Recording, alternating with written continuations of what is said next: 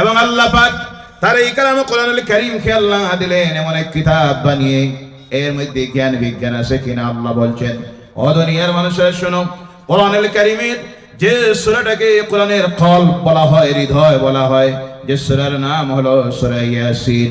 কোন সূরা? জোরে বলেন কোন সূরা? আল্লাহ বলছেন ইয়াসিন ওয়াল কুরআনিল হাকীম। ইয়াসিন সাংকেতিক অক্ষর দিয়ে বিভিন্ন সূরা শুরু করা হয়। এই সূরা শুরু করতে গিয়ে আল্লাহ বলছেন ইয়াসিন ওয়াল কুরআনিল হাকীম, কসম বিজ্ঞানময় কোরআনের। বলো সুবহানাল্লাহ। কথা কার? আল্লাহ বলছেন কসম প্রতিজ্ঞা করে বিজ্ঞানময় কোরআনের প্রতিজ্ঞা আল্লাহ করতেছেন। বলো সুবহানাল্লাহ। যার কারণে এই আয়াতের ব্যাখ্যার মধ্যে মুফাসসিরিনে কেরাম রাইসুল মুফাসসিরিন হযরতে ইবনে আব্বাস রাদিয়াল্লাহু তাআলা আনহু বলছেন, আল্লাহর কালাম কোরআনুল কারীমের ফার্স্ট ক্লাস আলহামদুলিল্লাহি রাব্বিল আলামিন থেকে শুরু করে মিনাল জিন্নাতি ওয়ান নাস পর্যন্ত প্রতিটা আয়াতের মধ্যে যদি কেউ দেখতে যায়, ভালোভাবে যদি চিন্তা করে গবেষণা করে, তাহলে প্রতিটি আয়াতের ব্যাখ্যা শ্লোকের মধ্যে জ্ঞান নিয়ে বিজ্ঞান নিয়ে আল্লাহ আলোচনা করেছেন। সুবহানাল্লাহ। ওটা কোরআনকে আল্লাহ বিজ্ঞানময় করে দিয়েছেন, যার কারণে ভাইয়েরা আমার আরো উদাহরণ দিলে ভালোভাবে বুঝবেন। আজকের আধুনিক বিজ্ঞান গিয়েছে চন্দ্র পর্যন্ত। কোনটা পর্যন্ত? সূর্য পর্যন্ত এখনো যাইতে পারে না, চেষ্টা চালাইতেছে। আকাশ সম্পর্কে এখনো পর্যন্ত তারা সিদ্ধান্তে পৌঁছতে পারে না। বৈজ্ঞানিকদের মধ্যে দুইটা শ্রেণী। কয়টা? একটা শ্রেণীর অভিমত হলো আকাশ বলতে কিছুই নাই, আর একটা শ্রেণী তাদের মধ্যে যারা বলতেছে আকাশ বলতে একটা, যেটা হলো মানুষের চোখের দৃষ্টি যেখানে গিয়ে শেষ হয়ে যায়, ওই যে নীলি নীলি যেটা রং দেখা যায়, এখানেই হলো একটা আকাশ, একটা চাদর, একটা পর্দা। এই হলো বৈজ্ঞানিকদের সেই সিদ্ধান্ত। আরেকটা কথা জেনে রাখবেন, বৈজ্ঞানিকদের সিদ্ধান্ত কখনো স্থায়ী সিদ্ধান্ত নয়, সঠিক নয়। আজকে এক বৈজ্ঞানিক একটা কথা বলে গেল, 2 বছর পরে আসার পরে দেখবেন আরেকজন গবেষণা করে গিয়ে বলবে ওই আগে যে বলেছিল তার কথাটা ছিল মারাত্মক ভুল, এবার আমি সঠিক সিদ্ধান্তে গিয়ে পৌঁছেছি। কারণ কোনো বৈজ্ঞানিকের সিদ্ধান্ত সঠিক হতে পারে না, কিন্তু কোরআনুল কারীমের যে সিদ্ধান্ত, যে কথা, তা হলো সঠিক। দুনিয়ার কেউ কখনো তা বদলাইতে পারে। কোরআনুল কারীম বৈজ্ঞানিকরা বলতেছে আকাশ নাই, কেউ বলতেছে আকাশ হলো একটা। এখনো পর্যন্ত আকাশ কয়টা আধুনিক বিজ্ঞানের বৈজ্ঞানিকেরা বাহির করতে পারে নাই, কিন্তু আমার আল্লাহর কালাম কোরআনুল কারীম তা বলে দিতে পারে। বলে সুবহানাল্লাহ। কারণ এই কোরআন কার কালাম? বিশ্বের স্রষ্টাকে। এর জন্য আল্লাহ জানাইয়ে দিতেছেন আল্লাযী খালাকা সাবআ সামাওয়াতিন তিবাকা। জোরে বলো আল্লাহু আকবার। আল্লাহ বলছেন আকাশ সৃষ্টি করা হয়েছে, 7টা সপ্ত স্তরে আকাশকে সৃষ্টি করেছে। বলে সুবহানাল্লাহ। আকাশ কয়টা? বৈজ্ঞানিকরা বলতেছে কয়টা? একটা দল বলছে নাই, আর এক দল বলছে একটা। এখন মানবো কার কথা? বৈজ্ঞানিকের কথা না আল্লাহর কথা? জোরে বলেন কার? আল্লাহর কথা। ভাইয়ারা আমার, কি বিজ্ঞান! কথায় কথা এসেছে, একজন আমেরিকান যুবক জাহাজ চালাইত নাবিক হিসাবে, খ্রিস্ট ধর্ম অবলম্বী।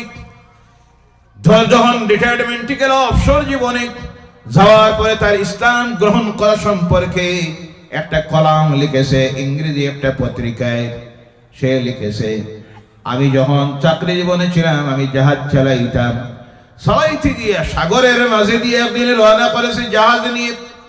হঠাৎ অবাক হয়ে যাই, সাগরের মাঝে যাওয়ার পরে দেখি ওই সাগরের মাঝে দিয়ে 2টা নদী প্রবাহিত হচ্ছে, আর একটা নদীর জল হলো গোলাপ, আর একটার জল হলো পরিষ্কার। আমরা হাতে নিলাম গোলা, যেটা মুখে দিলাম, দেওয়ার পরে দেখি লবণাক্ত, আর যেটা পরিষ্কার মুখে দিলাম, দেওয়ার পরে দেখি মানুষের পান করার উপযোগী। এই তো গেল জীবনের সেই ঘটনা।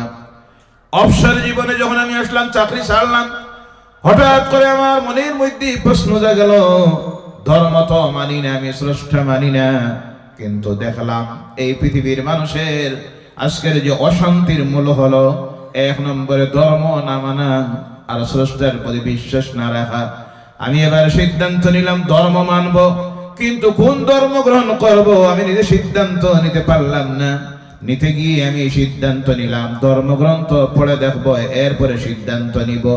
এবার আমি পড়া শুরু করলাম ওল্ড টেস্টামেন্ট বাইবেলের, পড়লাম নিউ টেস্টামেন্ট পড়লাম। পড়ার পরে গিয়ে দেখি আধুনিক বিজ্ঞানের এই যুগে এর থেকে জানার মতো পাওয়ার মতো কিছুই নাই। আরো বিভিন্ন ধর্মগ্রন্থ সম্পর্কে বলল, আমি পড়লাম। পড়ার পরে গিয়ে দেখি এটা তো কোনো কিছু নাই, জোগা খিচুড়ি, বানানি গল্প কাহিনী, আর কিছু শুধু উপদেশাবলী। একজন মানুষ তার ব্যক্তি জীবনে চলতে গিয়ে যে যে পেশার মধ্যে সে যাবে, সে যদি রাষ্ট্রনেতা হয়, সে যদি অর্থনীতিবিদ হয়, সে যদি সমাজসেবী হয়, সে যদি রাজনীতিবিদ হয়, সে যদি আধ্যাত্মিকতার জীবনে যায়, পারিবারিক জীবনে তার প্রয়োজন আছে, অর্থাৎ বিভিন্ন বিষয়ের মধ্যে তার জীবনটা যখন চালাইতে হবে, এর জন্য যা কিছুর প্রয়োজন আমি দেখলাম কোনো ধর্মগ্রন্থে নাই। সর্বশেষে আমি সিদ্ধান্ত নিলাম কোরআনটা পড়ে দেখি। সুবহানাল্লাহ বলেন। কারণ এর আগে সে বলছে এর আগে আমি কোরআন পড়ি নাই, কারণ আমাদের ব্রেইনে তখন ঢুকাইয়ে দেওয়া হয়ে গেছে সোশ্যাল মিডিয়ার মাধ্যমে, আমাদের ব্রেইনটাকে ওয়াশ করে ঢুকাইয়ে দেওয়া হয়েছে কোরআন হলো সন্ত্রাসীদের একটা গাইড বুক। নাউজুবিল্লাহ বলেন। আর ইসলাম হলো সন্ত্রাসীদের একটা সংগঠন। নাউজুবিল্লাহ বললা না? মুহাম্মদ সাল্লাল্লাহু আলাইহি সাল্লাম হলেন পৃথিবীর সবচেয়ে বড় সন্ত্রাসবাদী। নাউজুবিল্লাহ বলেন। এই অপপ্রচার পৃথিবীতে আছে না নাই? বিশ্ব মানুষকে গুমরাহির রাস্তায় নেওয়ার জন্য এইভাবে অপপ্রচার চলতেছে। আজকের যুগে আরো বেশি করি এই পৃথিবীতে এই অপপ্রচার চলতেছে। এই সমাজের এই জাতির মানুষের কিছু কাজকর্ম, কিছু কুলঙ্গররা আছে না নাই? আমাদের সমাজে আছে না নাই? মদ পান করে, চুরি করে, জেনা করে, ইফটিজিংয়ে ধরা পড়ে, নেশার ব্যবসায় ধরা পড়ে, যখন ওই কুলঙ্গারগুলি সেই কাজগুলি সোশ্যাল মিডিয়ার হেডলাইন বানাইয়ে দেওয়া হয় যাতে দুনিয়ার মানুষ দেখুক মুসলমান হইলে এই হয় চরিত্র। বলেন নাউযুবিল্লাহি মিন যালিক। এটা কি মুসলমানদের চরিত্র? প্রতিটি সমাজে এইভাবে কিছু নাফরমানরা আছে না নাই? কথা বলেন। ইসলামকে মদ পান করার কথা বলেছে? তাড়াতাড়ি বলবেন। ইসলাম কি নারী অপহরণের শিক্ষা দিয়েছে? ইসলাম কি সুদ খাওয়ার শিক্ষা দিয়েছে? ইসলাম কি ইফটিজিং এর শিক্ষা দিয়েছে? ইসলাম কি অন্য ধর্মের মানুষকে হত্যা করার শিক্ষা দিয়েছে? এটা তো যারা করে তারা ইসলামের ধর্মের লিবাস পরিধান করে, ইসলামকে তারা একটা ডাল হিসাবে ব্যবহার করে, তাদের কুচরিত্রকে আর স্বার্থকে উদ্ধার করার জন্য এইসব কাজ করে। কথা ঠিক কিনা? শুধু আমাদের সমাজে নয়, পৃথিবীতে আজ বেশিরভাগ দেখা যাচ্ছে এক শ্রেণীর ধর্মীয় উন্মাদরা, যারা ধর্মীয় আবরণ লাগাইয়া তাদের নিজের ব্যক্তির স্বার্থকে আদায় করার জন্য ধর্মীয় স্লোগান দিয়ে, ধর্মীয় ভাবাবেগকে মানুষের মধ্যে জাগাইয়া দিয়া, মানুষকে হিংসার বিদ্বেষের শিক্ষা দিয়া মানুষ সমাজের মধ্যে অশান্তি তৈরি করতেছে। আছে না নাই? আসলে এরা কোনো ধর্মেরই মানুষ নয়। এরা মুসলমানও নয়, হিন্দুও নয়, বৌদ্ধও নয়, জৈন নয়, খ্রিস্টানও নয়। তারা হলো ধর্ম ব্যবসায়ী। ধর্ম ব্যবসায়ী। আর ওই ধর্ম ব্যবসায়ীদের সংখ্যা এখন বাড়তেছে না কমতেছে? খবর নিয়ে দেখবেন একদিনও মসজিদে যায় না, কিন্তু আল্লাহ দিনের লাগি জান দিলাইব। জি আছে না নাই? একদিনও মন্দিরেও যায় না, মদ খায়, আর আবার হিন্দু ধর্মের জন্য কল্লা দিলাইব। আছে না নাই? প্রতিটি ধর্মে এইভাবে কিছু মানুষ আছে না নাই? আসলে সে নিজেও কি ধর্মের সে নিজেও জানে না। আসলে তাদের একটাই লক্ষ্য উদ্দেশ্য, ধর্মকে আবরণ বানিয়ে, ধর্মকে সামনে রেখে তাদের ব্যক্তি স্বার্থকে আদায় করা। এই শ্রেণীটা বাড়তেছে। আল্লাহ এদের থেকে আমাদেরকে, আমাদের এই দেশটাকে যেন হেফাজত করে। সকলে বলেন আল্লাহুম্মা আমিন। ভাইরা আমার, সেই খ্রিস্টান যুবক বলছি, আমি সিদ্ধান্ত নিলাম এবার কোরআন পড়বো। সুবহানাল্লাহ বলেন। এর আগে আমি কোরআন পড়ি নাই, কারণ কোরআন সম্পর্কে আমার জ্ঞান ধারণা ছিল এই কোরআন সন্ত্রাসীদের গাইড বুক। আমি আমার একজন মুসলমান বন্ধুকে বললাম, ও আমার বন্ধু, একটা কোরআনের কাফি আমাকে তুমি দিও। তখন আমার ওই বন্ধুটাকে আমাকে একটা কোরআনের কাফি দিল ইংরেজি ভাষা। কোন ভাষা? পৃথিবীর সব ভাষায় আজকে এই ধর্মগ্রন্থ পাওয়া যায়। সুবহানাল্লাহ বলেন না? শুধু পাওয়া যায় না, তার ব্যাখ্যা আপনি চান, অর্থ চান, যে ভাষায় আপনি চান, হিন্দিতে বলুন, উর্দুতে বলুন, ইংরেজিতে বলুন, তামিল, তেলুগু, পৃথিবীর প্রতিটি ভাষায় আলহামদুলিল্লাহ বলেন। আলহামদুলিল্লাহ, আল্লাহর এই কালাম অনুবাদিত হয়ে বাইর হয়ে গেছে। সুবহানাল্লাহ বলেন। জানতে শিখতে কোনো অসুবিধা নাই। আসল কথা হলো আমাদের শিখার ইচ্ছা নাই, আমরা জানার চেষ্টা করি না। আমরা সারা রাত কাটাইয়া দেই ফেসবুকে, ইউটিউবে, ইনস্টাগ্রামে বিভিন্ন অশ্লীলতায়, বেহায়াপনার, নির্লজ্জতার গান, সিনেমা দেখে দেখে। অনুরোধ রাখবো বিশেষ করে যুবকেরা, তরুণেরা, শিক্ষিত সমাজেরা, প্রতিদিন আধা ঘন্টা সকাল আর বিকাল এই কালামকে তিলাওয়াত করবেন। সুবহানাল্লাহ বলেন।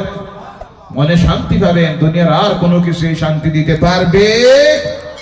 যার কারণে কথায় কথা অন্যদিকে ডাইভার্ট হয়ে যায়, যার কারণে ভারতের বলিউডের সবচেয়ে নাম করা অভিনেতা, সকলের সুপরিচিত অমিতাভ বচ্চন, অমিতাভ বচ্চন, যে আজকে বানানো গল্প কাহিনী নয়, পত্রিকার কাটিং আমার ঘরে রাখা আছে, কলকাতা থেকে প্রকাশিত হয় কলম পত্রিকা। সেই কলম পত্রিকার একটা কলাম আছে, এই সংবাদ, সেই অমিতাভ বচ্চন আজকে প্রতিদিন সকাল বিকাল 10 থেকে আধা ঘন্টা আল্লাহর কালাম কোরআনকে তিলাওয়াত করে, বলে সুবহানাল্লাহ। সে বলেছে এর তিলাওয়াতে আমার হার্টের রোগ কমে গেছে। সুবহানাল্লাহ বলেন। আর এর তিলাওয়াতে সবচেয়ে বেশি আমি আমার আত্মায়, মনের মধ্যে শান্তি পাই। সুবহানাল্লাহ বলেন। কিন্তু আফসোস, আমরা মুসলমান হয়ে সেই কোরআনকে পড়ি না। আমার ভাইয়েরা, কম পক্ষে সকাল সন্ধ্যা, আর সম্ভব না হয় 10টা মিনিট, কয়টা মিনিট এ তিলাওয়াত করবেন, সঙ্গে অনুবাদ, তরজমা, ব্যাখ্যা মোবাইলে বাইর করবেন। প্রতিদিন একটা আয়াতের পড়বেন, পড়লে পরে বুঝতে পারবেন কি নিয়ামত আল্লাহ এর মধ্যে দিয়েছেন। সেই যুবক বলতেছে, এবার কোরআনটা আমি আনলাম ইংরেজি ভাষার। আমি যখন পড়া শুরু করলাম, আমার ভুল ধারণা ভেঙে যাওয়া শুরু হলো। এর আগে আমি শুনেছি কোরআন হলো সন্ত্রাসীদের গাইড বুক, মানুষ মারার শিক্ষা দেয়, সমাজে অশান্তি তৈরি করে, অন্য ধর্মের মানুষ মারার শিক্ষা দেয়। এই ধর্মগ্রন্থে নারীর অধিকার নাই, এই ধর্মগ্রন্থে সব গোলামি আর গোলামি দিয়ে ভরপুর করা হয়েছে।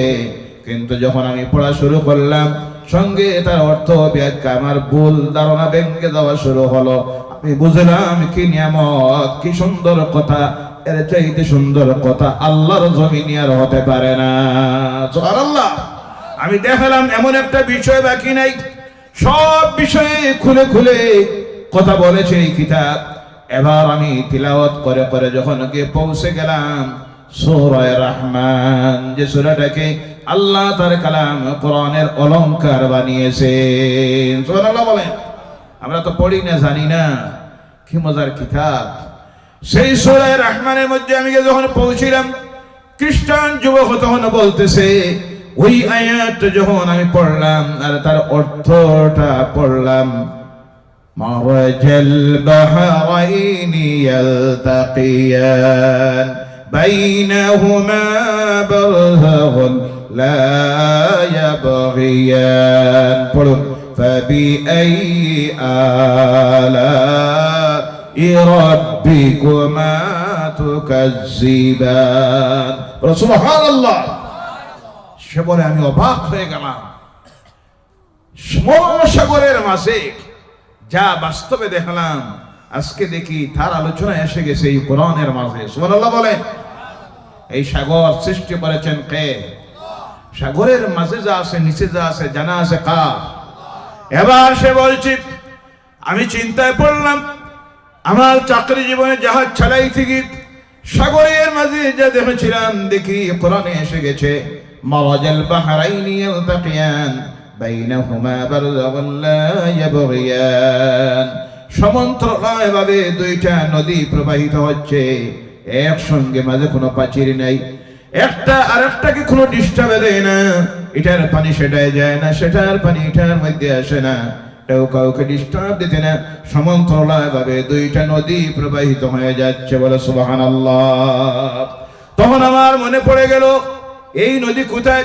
পৃথিবীতে তো এমন কোন নদী নাই যার মাঝে কোনো সীমারেখা নাই, দেওয়াল নাই, প্রাচীর নাই।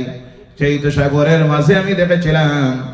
এই তো কোরআনের মধ্যে দেখলাম, সঙ্গে সঙ্গে চিন্তায় পড়লো মুহাম্মদ সাল্লাল্লাহু আলাইহি সাল্লাম তো এই কিতাবটা লিখেছেন, আর সম্ভবত তিনিও মনে হয় জাহাজ চালাইতেন। সঙ্গে সঙ্গে তার মুসলমান বন্ধুর কাছে টেলিফোন করলো, ও আমার ভাই, তোমাদের নবী নাকি জাহাজ চালাইতা। আমার নবী কি জাহাজ চালাইছে? নাবিক ছিলেন? জিজ্ঞাসা করে মুসলমান যুবক, কারণটা কি? বলে, কোরআনটা পড়তে গিয়ে আমি দেখি আটলান্টিক মহাসাগরের মাঝে আমি বাস্তবে যা দেখেছিলাম কোরআনুল কারীমে সূরা রহমানে দেখি সেই ঘটনাটা উল্লেখ হয়ে গেছে। সুবহানাল্লাহ বলে। এতে আমার মনে হয় তিনি মনে হয় জাহাজ চালাইতেন, আর জাহাজ চালানোর সময় যা দেখেছিলেন এখানে তিনি তা লিখেছেন। তখন মুসলমান যুবক বলল, ও আমার ভাই শোনো, আমার নবী এমন এক জায়গায় জন্মগ্রহণ করেছিলেন, এমন এক জায়গায় তিনি 63 বছরের জীবন অতিবাহিত করেছিলেন মক্কাতুল মুকাররমার মদিনাতুল মুনাওয়ারায়। সেখানে তো সাগর দূরের কথা, কোনো নদীও নাই, পুষ্করিণীও নাই, শুধু ছিল কুয়া। ওই কুয়াগুলি গভীর কুয়া, অনেক সময় শুকাইয়া যাইত, ঝর্ণার পানিও ছিল না। বৎসরে 2-4 দিন মাত্র বৃষ্টি হতো। মরুভূমি অঞ্চল।